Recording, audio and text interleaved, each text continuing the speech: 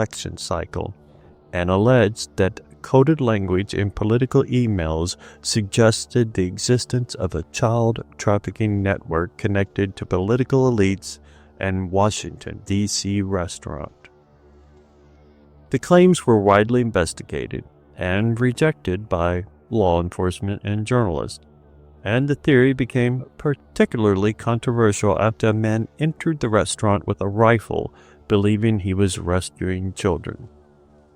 Swann's reality check episode on Pizzagate did not directly endorse the claims as proven fact, but it presented the theory as something worthy of further investigation and suggested that media outlets had been too quick to dismiss it. The segment circulated widely online, but it immediately generated backlash.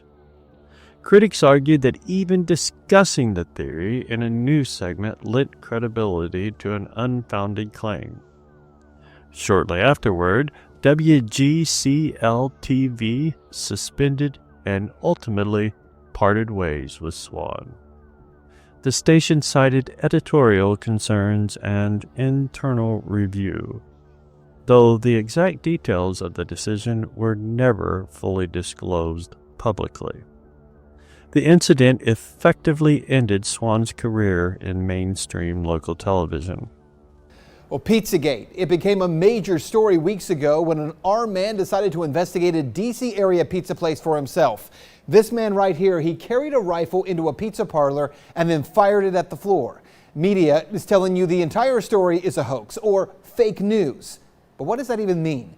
I spent the last month investigating. So what exactly is Pizzagate? And are there any actual facts to support this story? I've got to warn you, what we're going to talk about tonight will be disturbing to some people. But this is a reality check you won't see anywhere else. Pizzagate actually comes from the WikiLeaks release of hacked emails from Clinton campaign chairman John Podesta. In all, WikiLeaks dumped around 50,000 email messages, and it was from those emails that the claims that John Podesta may be part of a child sex trafficking ring come from.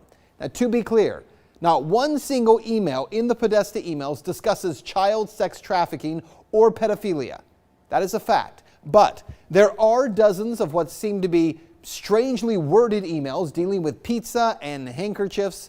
Self-described online investigators say that those words in the emails about pizza and the talk of handkerchiefs is code language used by pedophiles.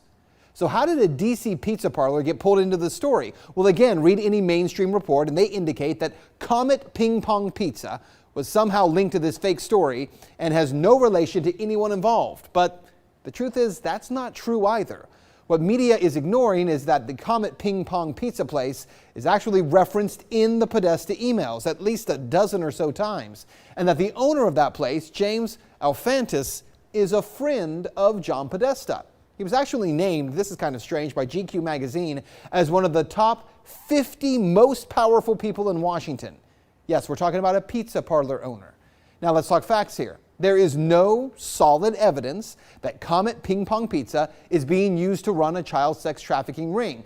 But there are some very strange connections between Comet Ping Pong Pizza and a second pizza place 2 doors over, Besta Pizza, and the accusations of pedophilia. Now this is where things start to get strange when you research this story.